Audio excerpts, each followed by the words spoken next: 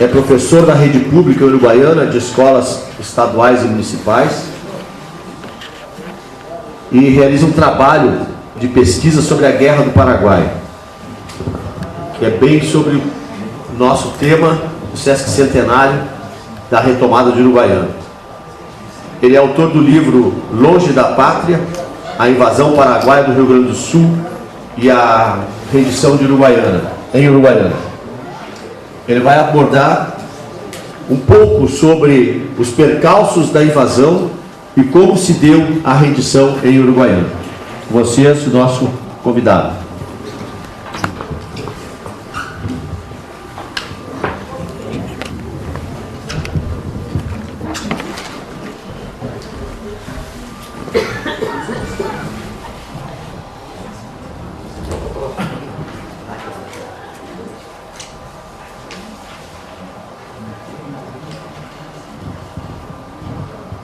Bom dia, senhoras e senhores. Primeiramente, é um prazer estar aqui para contar um pouquinho da experiência das pesquisas, das andanças dos últimos anos a respeito da Guerra do Paraguai, a respeito da invasão paraguaia ao Rio Grande do Sul e hoje mais detidamente, mais propriamente, a respeito de como se deu o desfecho da rendição em Uruguaiana. Gostaria de agradecer o convite, em especial, da Universidade Federal do Pampa e da Liga de Defesa Nacional, para poder contribuir nesse simpósio, nesse seminário. Quero dizer, inicialmente, que as proposições que eu faço aqui nesse material, eles são fruto da pesquisa que eu fiz durante 3 ou 4 anos anterior ao projeto de mestrado e durante o projeto de mestrado, que resultaram, como o nosso mestre de cerimônia já lembrou, resultaram no livro Longe da Pátria. Falar da Guerra do Paraguai é pôr a mão no formigueiro, uma vez que a Guerra do Paraguai, ela é desde que ela terminou, ou mesmo antes dela terminar, ela foi alvo, foi tema de inúmeros trabalhos com visões diferentes e que suscitaram posicionamentos diferentes. Então, eu não tenho pretensão nenhuma de que essa minha fala, e aí eu faço eco às palavras do Dr. Marcelo, não é uma palestra, uma fala, uma conversa, uma charla. Não tenho pretensão nenhuma de que essa minha fala seja a última fala. Não, ela é uma versão, ela é uma visão a respeito de um episódio histórico, de episódios históricos, do qual eu tive acesso a alguns documentos, e a partir desses documentos, né, como nos ensina a historiografia, eu fiz as minhas análises. Bom, então esse é o cenário, né? O cenário ao qual nós vamos nos deter logo mais adiante é esse. A então Vila de Uruguaiana, né? O Dr. Marcelo já havia explicado anteriormente um pouco das classificações administrativas. Então, Vila, né, era uma das categorias administrativas do Império. Uruguaiana, ela ascende a categoria de vila logo após o fim da Guerra dos Farrapos, 1846, e ao ser invadida pelas tropas paraguaias, ela ainda apresenta essa classificação administrativa.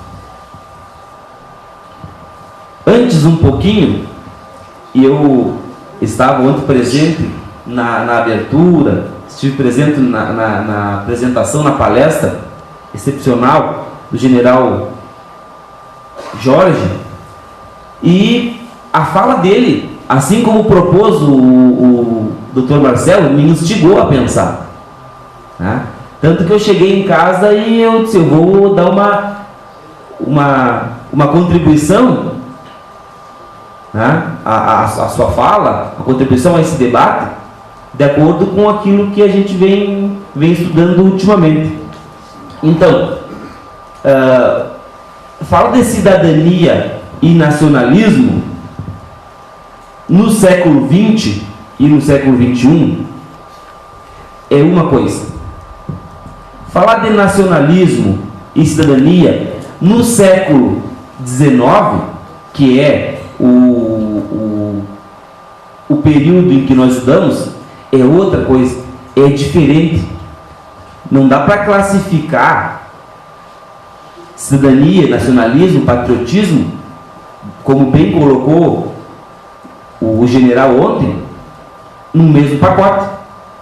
Cada período tem suas características, cada período tem a sua relação entre o ser social e o seu país, as suas funções cívicas, suas funções sociais, sua relação com o tema patriotismo.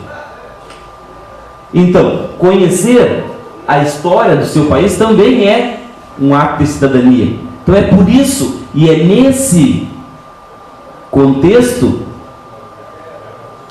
que esse evento, né, ele se funda. Se o ideal de todo cidadão brasileiro é que ele honre com essa categoria de cidadão, então tu tens que conhecer a tua história. Tu tem, como disse o general, tu tens o dever de conhecer a tua história, assim como eu tenho outros tantos deveres, assim como tenho outros tantos direitos. Tem esse dever de conhecer a tua história. Então, é nesse sentido que a minha fala busca contribuir um pouco para a formação da cidadania. O general Carlos Jorge colocou na sua fala ontem um conceito de dimensão identitária do civismo. Identitária vem de identidade. Identidade vem de identificar-se. Identificar-se com algo, com alguém, com algum lugar. Nós hoje nos identificamos. Quem é de Uruguaiana se identifica com a cidade por sua história nesse lugar. Quem é sul-rio-grandense se identifica com a história desse lugar. Quem é gaúcho, que cultua as tradições, se identifica não só com o estado do Rio Grande do Sul, mas com a cultura do gaúcho.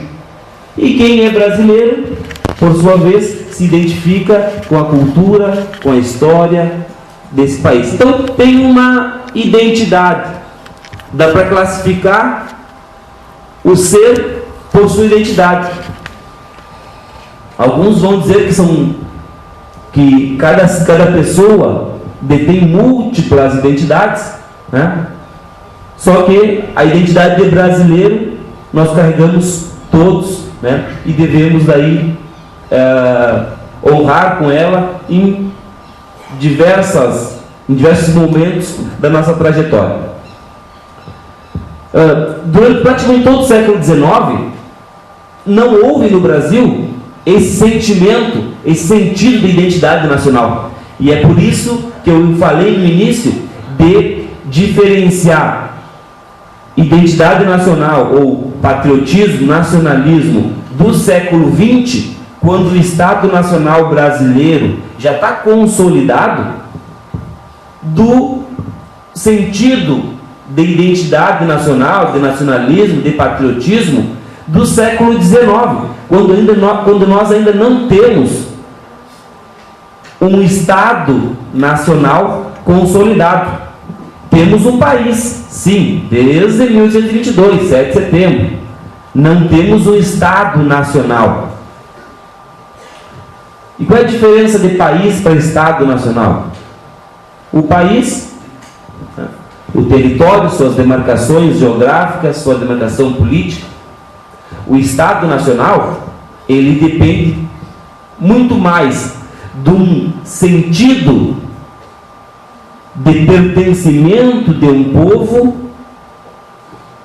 que está ligado, que está linkado em uma mesma cultura, em uma mesma língua,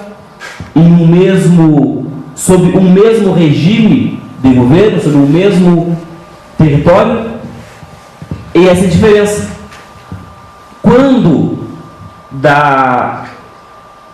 do início da Guerra do Paraguai, da guerra com o Paraguai, da Guerra da Tríplice Aliança, não temos ainda no Brasil, nem na Argentina e nem no Uruguai estados nacionais.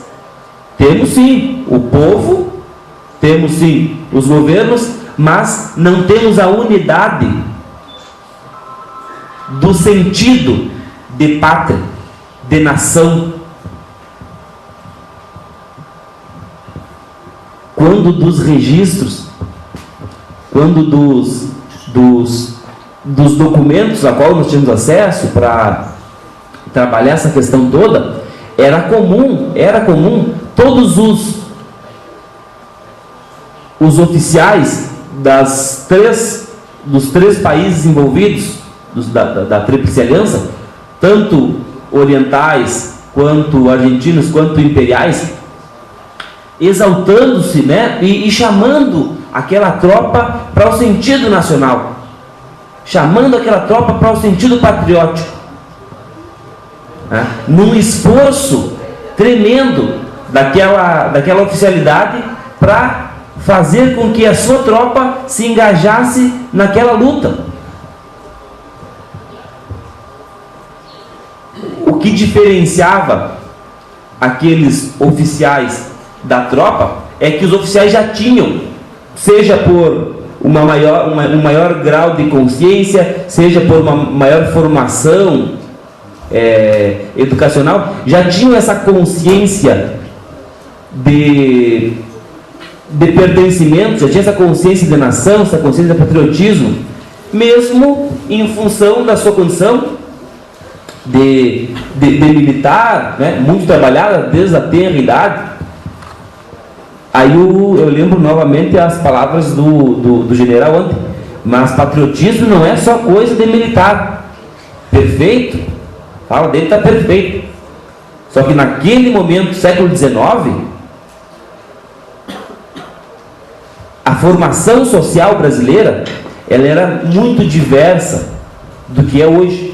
Acabou de dizer aqui o Dr. Marcelo, né,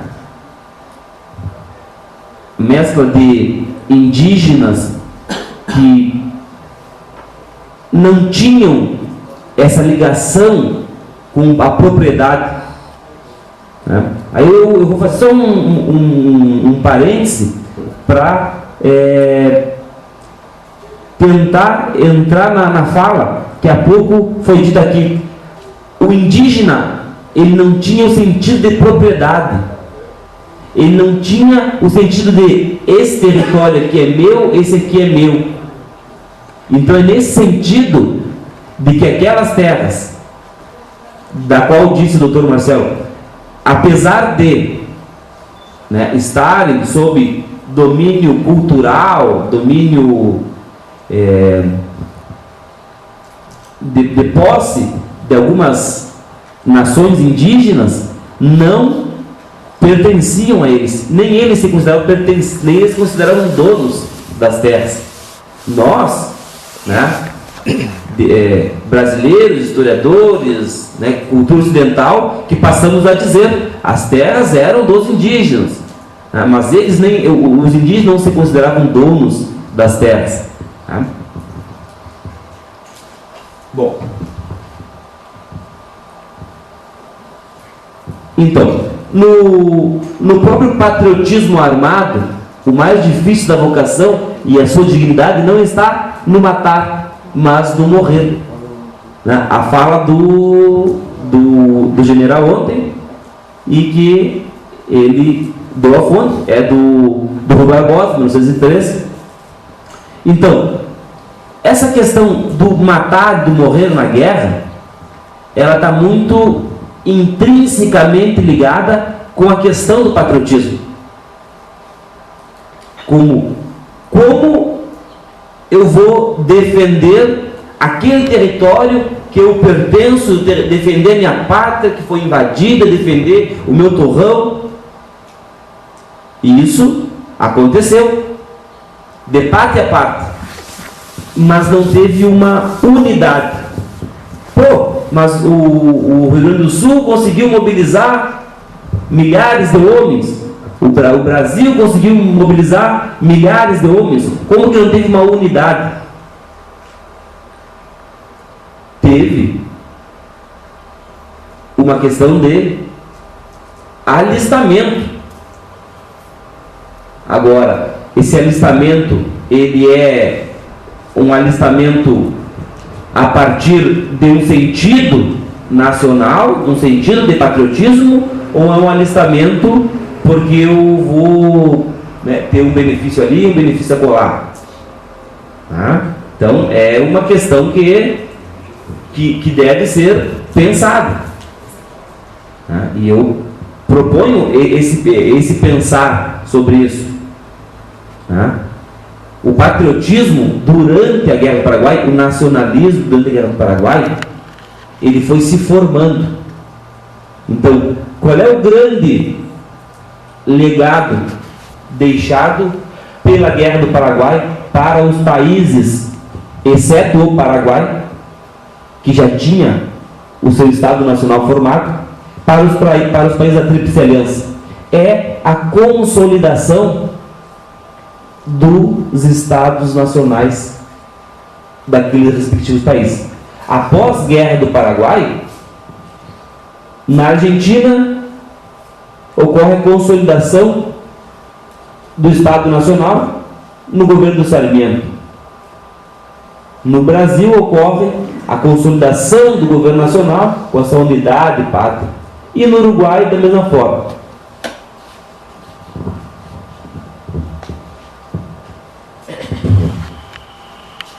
Bom, então essa parte introdutória é só para fazer uma provocação, não no sentido negativo da palavra, é uma provocação para se pensar. Como eu disse anteriormente, essa é uma visão, né? E a Guerra do Paraguai é uma guerra de várias versões. Só nesse pequeno quadro tem 5 obras que não representam 0,0001% do que já foi produzido nesses 150 anos decorridos do final da guerra, do início da guerra. Se nós contabilizarmos só esse ano, nós vamos com certeza conseguir enxergar uma dezena ou mais, ou dezenas de livros publicados a respeito da Guerra do Paraguai. Recentemente eu tive em Florianópolis, num evento da Associação Nacional de Professores de História, PUL, apresentando um trabalho.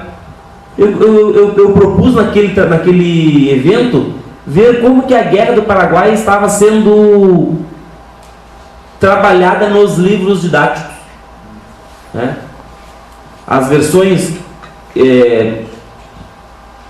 de cada autor, de cada editora, de cada grupo de profissionais. E a surpresa não foi tão grande minha, né? Porque eu já vinha trabalhando, já vinha conversando com alguns outros colegas, mas a surpresa do grupo lá onde eu apresentei foi grande, pelo sentido de que algumas versões da guerra, assim, né, já superadas pela historiografia, já vencidas, ainda aparecem em alguns livros, né? E esses livros eles estão aí nos bancos escolares do Brasil inteiro, através do PNLD, não é? Plano Nacional do Livro Didático. Eles estão no Brasil inteiro com essas versões. Bom, então, algumas das correntes historiográficas. Como é que a gente divide, de forma bem geral, assim, a Guerra do Paraguai? Então, nós temos primeiro uma primeira versão, ou uma primeira visão, que é a visão militar, né? A visão história com ênfase nas batalhas, né? nos heróis de guerra, tá? Então essa é a primeira versão, que foi cunhada ainda durante a guerra e pós-guerra ali, né? Grandes homens públicos, né, que participaram da guerra ou não, ficaram observando, escreveram sobre a guerra, uns com a visão mais do campo de batalha mesmo, que participaram lá, né? Como, por exemplo, o Dionísio Cerqueira, o Toné, esses participaram da guerra, então eles puderam contribuir de forma ímpar para o conhecimento da Guerra do Paraguai. Tu não tem como tu dar a tua versão da Guerra do Paraguai sem tu ouvir o outro. Como é que tu vai dizer sobre a Guerra do Paraguai, sobre qualquer assunto, sem tu ouvir o outro? Sem tu ouvir o que o outro tem para dizer sobre esse assunto? Então, eu trabalho nesse sentido. Nunca busco falar do assunto sem ouvir o que o outro tem para dizer. Seja ele contraditório, seja ele a favor. Então, ouvir as posições contrárias é um princípio, né? Que eu sigo assim para não incorrer em erros, né? A versão revisionista da Guerra do Paraguai, aquela versão do início da década de 80, que tem como principal ícone a obra Genocídio Americano, do Chiavenato, tá? Também contribuiu de forma significativa a sua visão. E, ultimamente, a partir dos anos 2000, 2002, a obra do Francisco Doracciotto, tá? Ele abre as portas para novas interpretações. E a partir dele, de 2002 para cá, são centenas de trabalhos acadêmicos, teses, defesas, monografias que trabalham a Guerra do Paraguai e suas visões. Bom, agora mais propriamente dita a invasão em si. Então, as forças comandadas pelo tenente-coronel Antônio de la Cruz Estigarribia, tendo como seu segundo chefe essas tropas, o major, o sargento-maior Pedro Duarte, né? Essas tropas elas chegam à região de São Tomé ainda em maio de 65 e, né, se localizam por ali, começam a analisar o funcionamento da vila de São Borges, da própria povoado de São Tomé, e eles começam a observar alguns relatos, entre eles do padre João Pedro Gai. A pronúncia certa me parece ser Gay. É gay? Não, a portuguesada fica gay, né?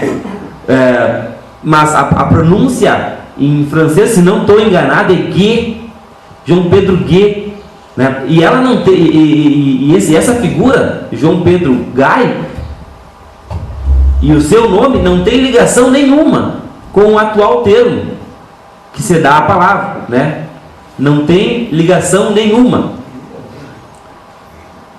Então, alguns registros desse padre já nos mostravam, nos diziam, e ele escreve bravo, né? Escreve, né, com um certo ar de cobrança, né? Eu estou avisando, os paraguaios estão em São Tomé, eles vão invadir. Aí ele cobra dos oficiais, cobra da província, cobra do império, né? Tem que vir, tem que, né? Aí, após a invasão, ele vai dizer com razão: eu avisei, eles estavam ali.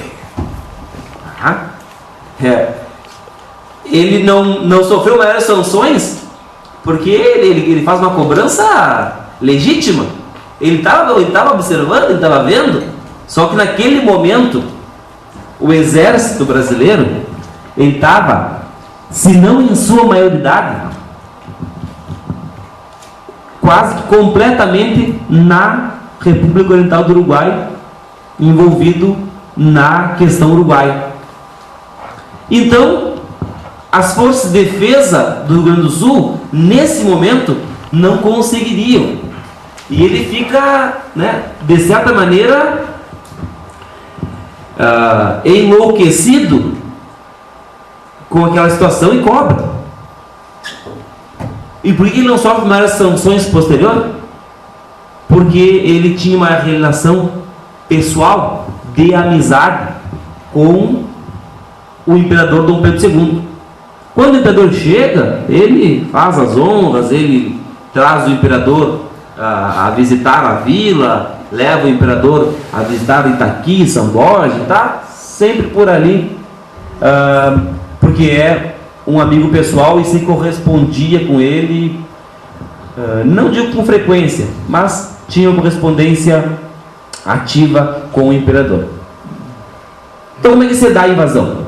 10 de junho de 1865, as tropas paraguaias começam a atravessar o Rio Uruguai, tá? Em canoas, uma a uma, vazando ou vadeando o rio. Em 12 de junho desse mesmo ano, o cruze está completo. Ao chegar, ao se deparar, a força de defesa, ao se deparar com aquela situação, faz fogo, tá? Vai fazer a resistência, a primeira resistência. O que acontece é que, em função de o exército brasileiro, o exército imperial, não estar na província do Rio Grande do Sul e não poder acudir naquele momento, as forças de defesa, em relação às forças que avançavam, eram minoritárias. Mas, como bem disse como já bem disseram os palestrantes que por aqui passaram, houve sim resistência. Houve sim resistência. Mesmo porque se trata da invasão à minha casa. Eu estou resistindo porque tu vai invadir a minha casa, tu vai roubar o que eu tenho, tu vai, né, saquear a minha propriedade, então eu vou resistir. Por que não teve maiores efetivos aqui? Além de ser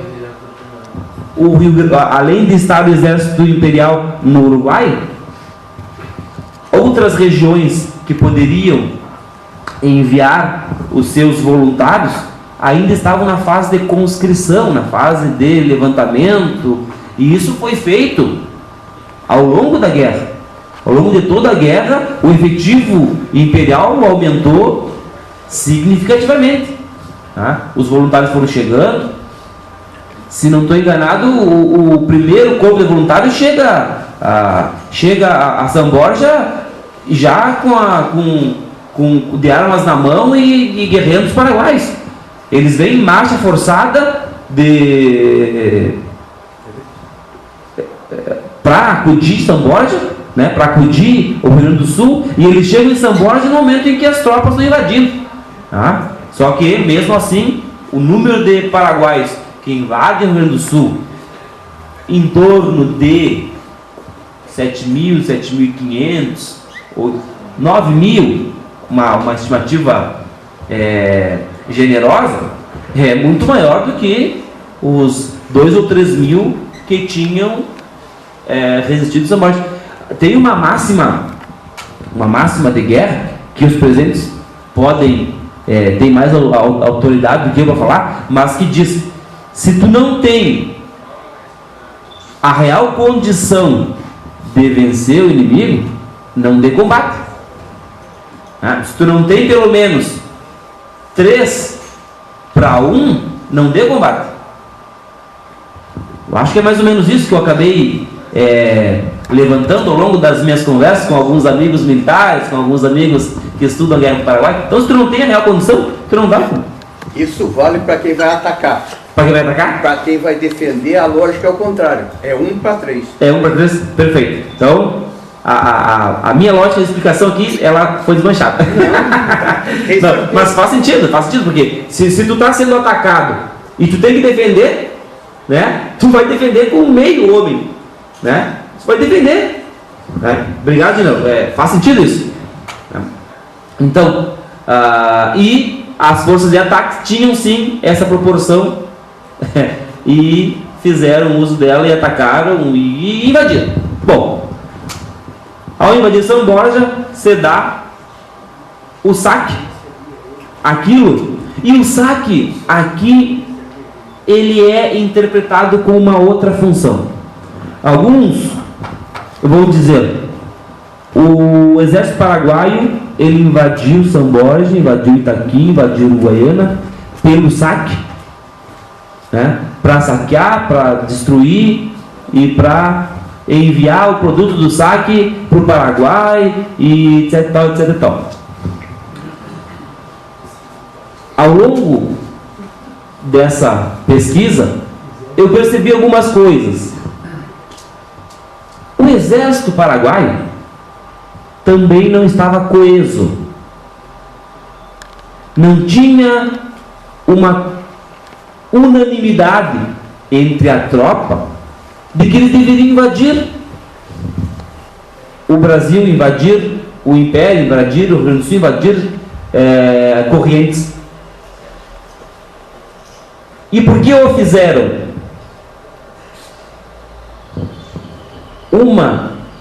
Um dos motivos que leva os paraguaios a invadir que invadir o Rio Grande do Sul, ou que tenta formar o consenso entre a tropa, é justamente o saque. Em sua correspondência a El Mariscal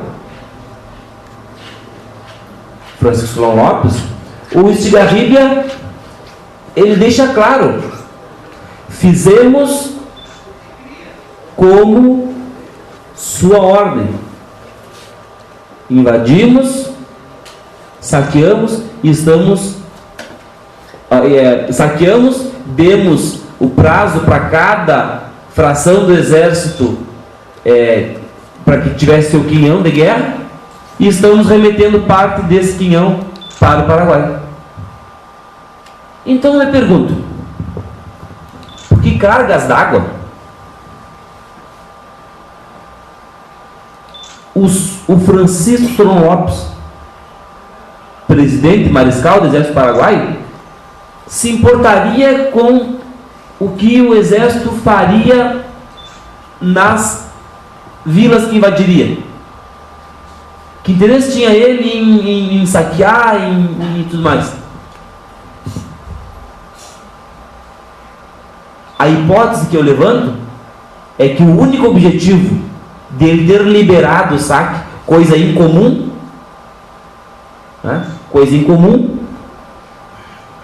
era para formar o consenso dessa tropa. O exército paraguaio ele já havia dado demonstração de que ele não tinha a menor pretensão de sair do Paraguai para guerrear 20 anos antes. quando ainda do governo do Carlos Antônio Lopes, na batalha de, não, na região de as margens do Pai Ubré, na região de Corrientes ali, um pelotão inteiro do exército paraguaio deserda, simplesmente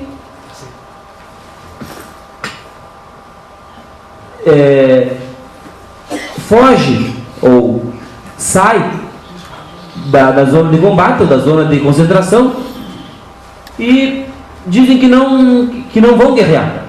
Quando apreendidos, quando capturados, eles registram o seguinte: nós queremos voltar ao Paraguai, chamar uma assembleia, e se a assembleia determinar, nós vamos em guerra. Isso, um pelotão do exército paraguaio, não é meia dúzia, não, o pelotão inteiro. Quem era o comandante das forças paraguaias à época? Francisco Solon Lopes. Então ele já conhecia o seu exército. Ainda antes, lá na época do governo do França, José Gaspar Rodrigues de França, primeiro presidente paraguaio, o exército já tinha dado totais, plenos sinais de que não combateria fora da sua terra. Qual era a máxima do povo paraguaio? Defender o território, sim. Fazer guerra exterior, não. Então, nesse sentido, com base nisso, eu levantei a hipótese de que o saque ele foi liberado sistematicamente. Primeiro os oficiais maiores, depois os oficiais os soldados, os mais graduados, e por último a tropa. Então, você procedeu assim em São Borja, você procedeu assim em Itaqui e você procedeu assim em Uruguaiana. O saque como uma forma de garantir que o exército combateria. Então, Itaqui, 6 de junho de 1865, invade, pratica da mesma forma. Já em Itaqui, havia uma clara diferença de procedimento do Estigarribia em relação ao que havia mandado Solon Lopes. Ele disse: vocês vão até o povo de Itaqui. De Itaqui, vocês fiquem aquém do Rio Ibiqui, que eu vou até lá conduzir as operações. Ou ele, ou o Resquim, um outro general do seu exército. E mais uma ordem: nunca acampem dentro dos povoados. A chance de serem sitiados é gigantesca. Não acampem dentro dos povoados. O Antônio Estigarribia fez? Procedeu o saque em São Borja, procedeu o saque em Itaqui. Nesse intermeio tem a batalha do Rio Botuí. A maior batalha, a grande batalha em solo rio-grandense, né? A grande batalha, que mobilizou maior tropa, tiveram maior número de baixas. Essa é a grande batalha no solo do Rio Grande do Sul. Depois temos Jataí, né? Ali do outro lado de Uruguaiana. O Estigarribia, descumprindo as ordens do Solon Lopes, cruza o Ibiqui e vem em direção ao Uruguaiana. E chega em 5 de agosto de 65. Bom.